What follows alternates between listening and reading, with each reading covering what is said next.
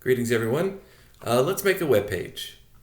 So the first thing we're going to do is we're going to come, and for me, I'm going to come to the desktop. Okay, this is my desktop. As I mentioned before, I don't run Windows. This is a version of Linux called Ubuntu. So not everything I do in Ubuntu will be one-to-one the same for you in Windows, but the basics will be the same. I leave it up to you to look up the specifics for your particular setup. So I want to put all of my web page files into the same place on my computer, into the same folder onto my computer. Okay? So I'm going to create a new folder, and the easiest place for me to do that is right here on the desktop. So I'm just going to right click and have a new folder. I'm going to be asked to put in the folder name. You may not have this dialog box exactly. I'm going to call this 135 web page. Okay, I'm going to create this web page. All right, so here's my folder. This folder is empty at the moment, but that is where I'm going to put all the files for the web page that we are about to create. Okay, now to start creating a web page, I'm going to open up Notepad. Okay.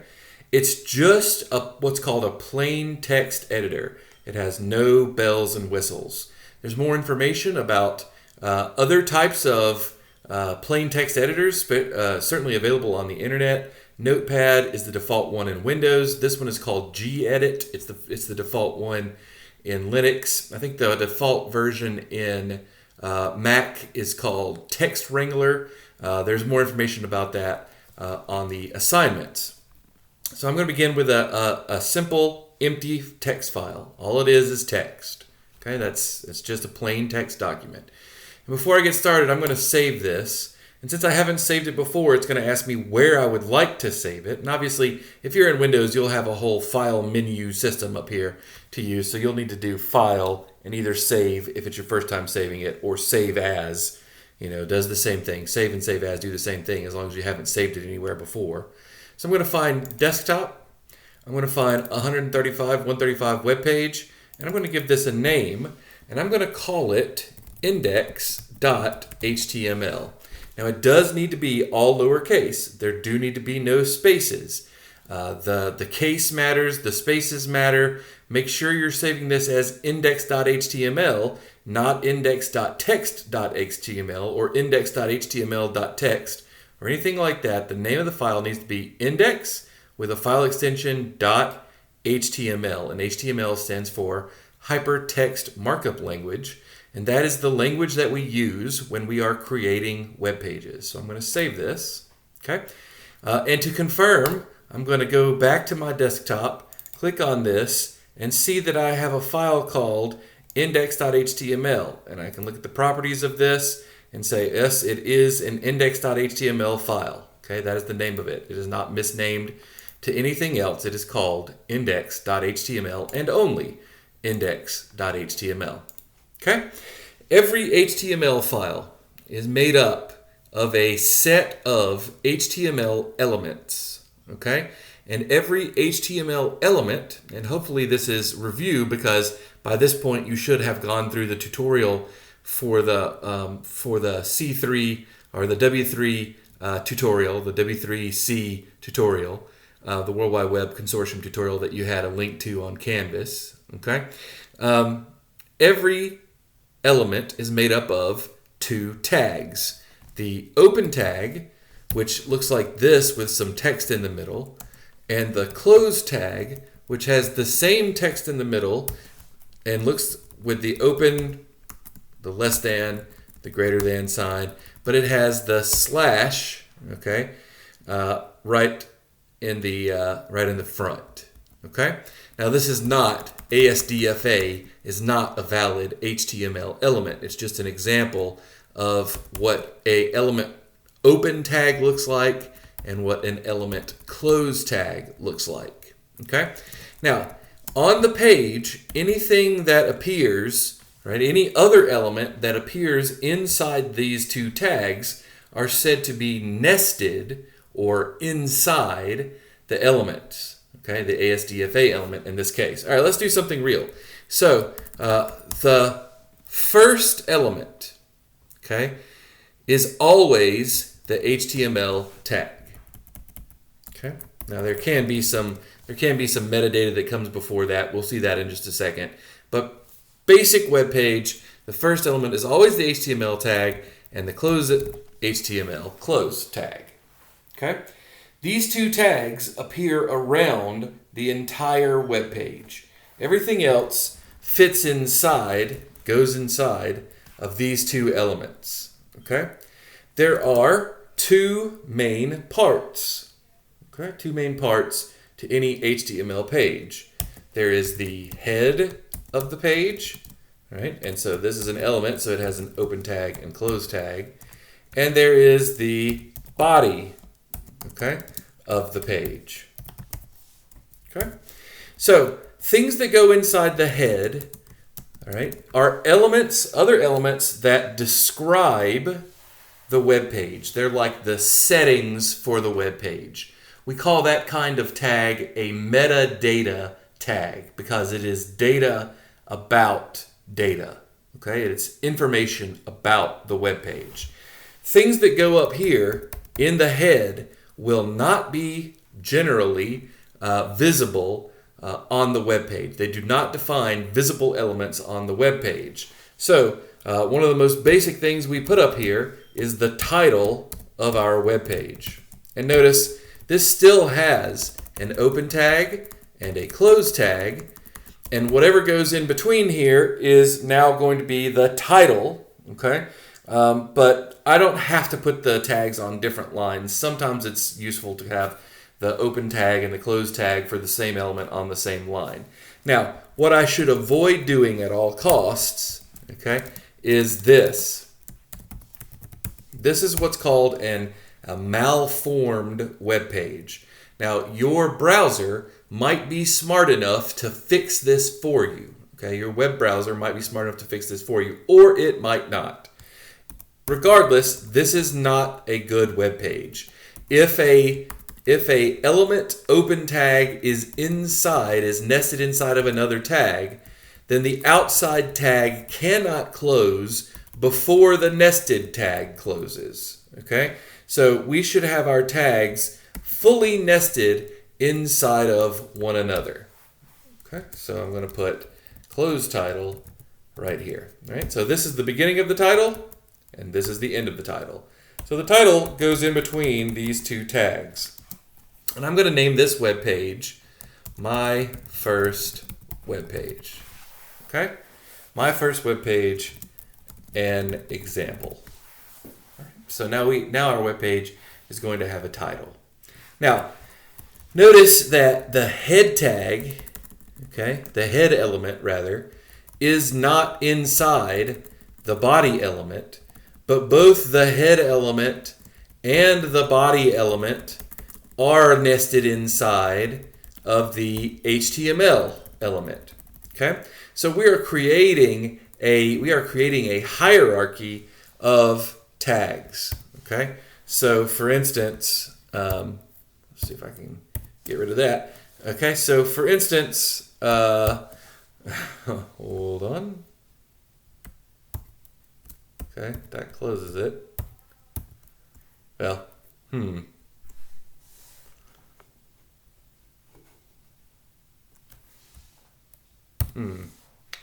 Well, function. Okay, so that's off and on. Okay. Well, anyway, I got rid of it. Okay, so we're going to create a tree. Sorry, all I wanted to do was to be able to write on the screen here. So here's the head, and head has two children. Okay, it's got body. Okay, scratch that. Sorry, stop me. HTML. Here. Okay, let's try this again. HTML is the top. Okay, and then it's got head. There we go. And body, which are both entirely included in inside the head. So these two elements are said to be at the same level. right? They are not nested inside of one another. They appear one after another, but they are both nested inside of HTML. And right now, the only thing in HTML is the element called, the only thing in head is the element called title, okay? We'll end up putting some stuff in body. I'm going to put a p tag in body, okay? I'm gonna also use an h1 tag in body. P stands for paragraph. H1 stands for heading 1. Okay, so let's see that. Let's try to do that. Okay, so let's come back over here. Okay, so heading 1, H1 tag, off H1. Okay, and in between those two tags, right, that make up the H1 element, we're going to put the heading. Test web page. Okay, and then on the same level, we're going to put a p tag.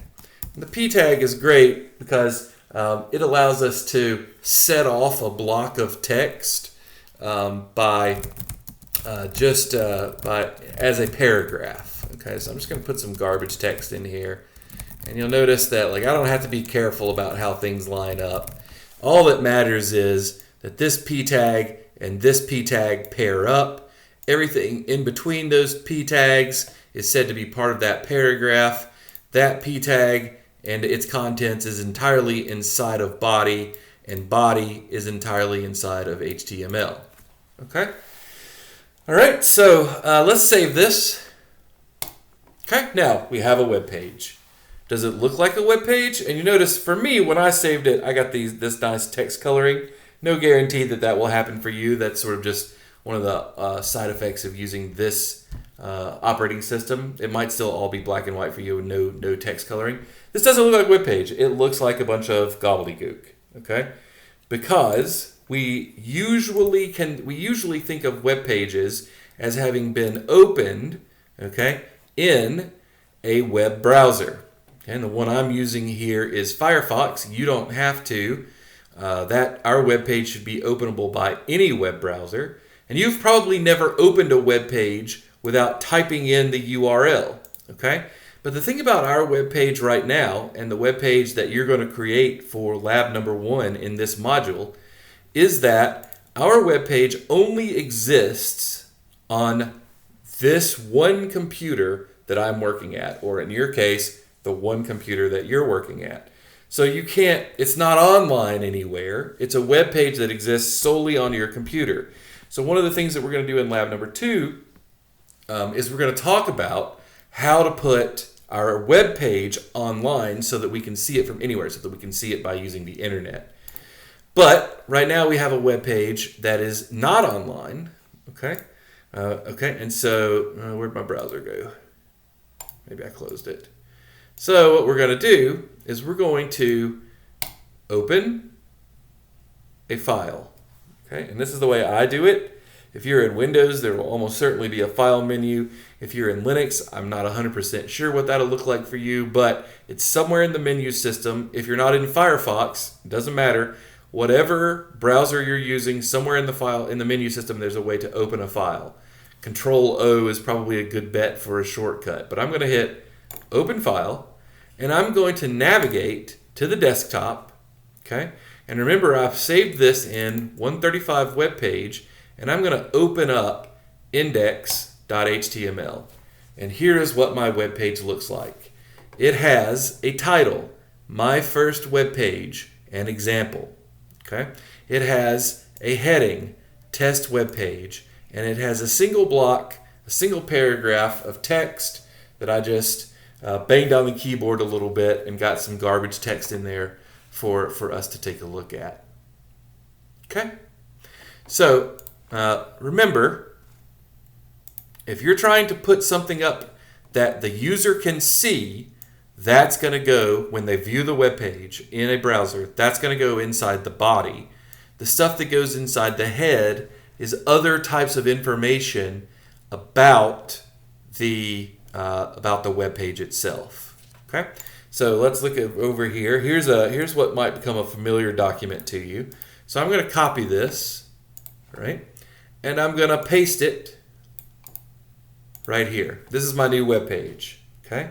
I just deleted everything we made and I put this thing in here. So this is nicer. Notice it's got this tag right here. That's not strictly necessary, but as a matter of a standard of web design, this doc type element, which goes before the HTML, and notice it's not actually an element that has an open and close. It's just a special label that tells the web browser that this will be an HTML file.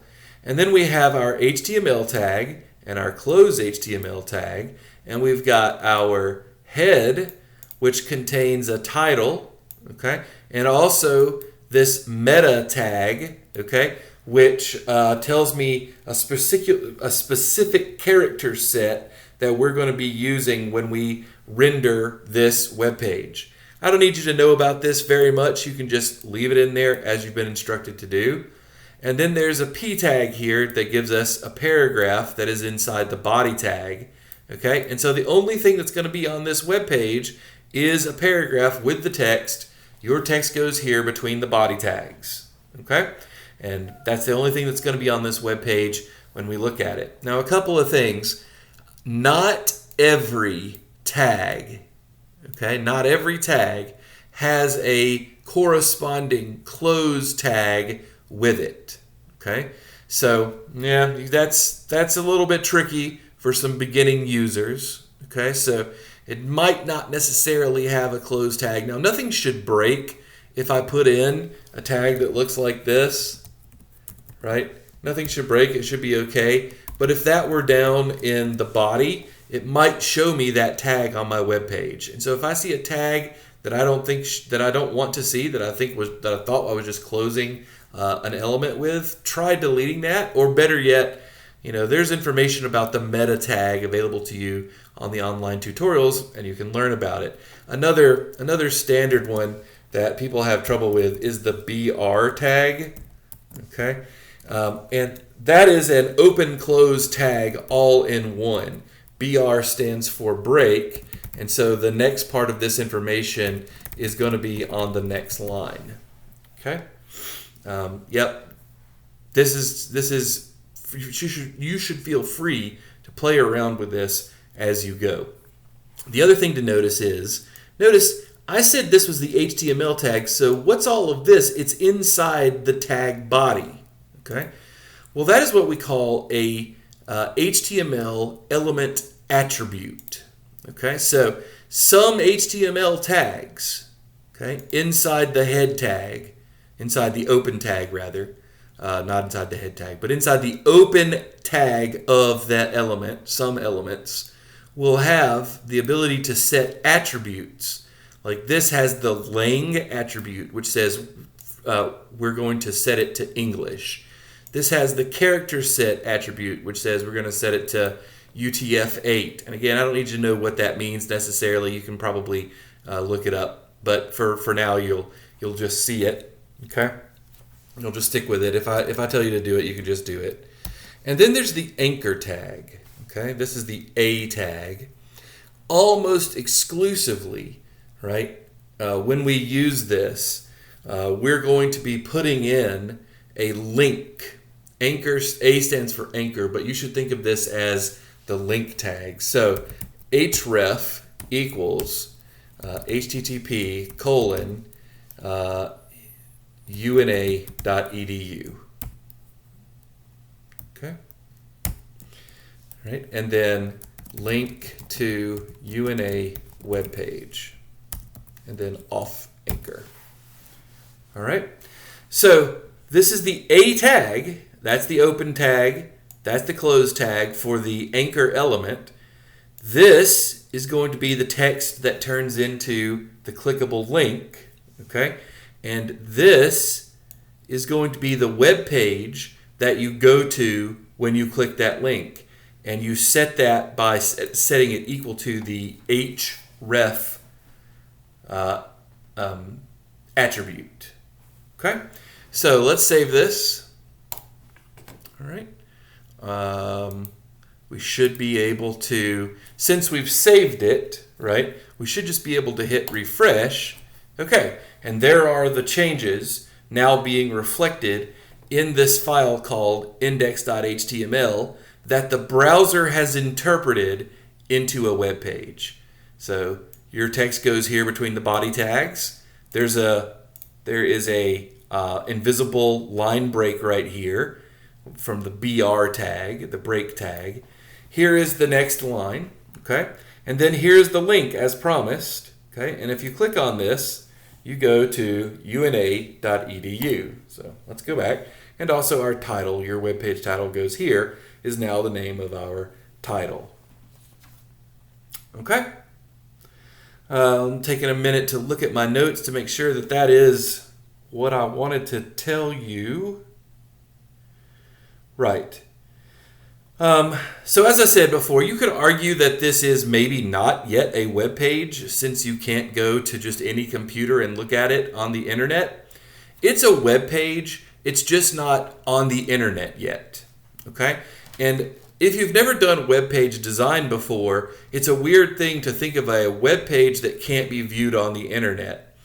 But what the internet is a series of files that are stored on servers. And again, this should be review for you because I know you've already read the Zybooks chapter. It's a bunch of files stored on servers that can be requested by browsers.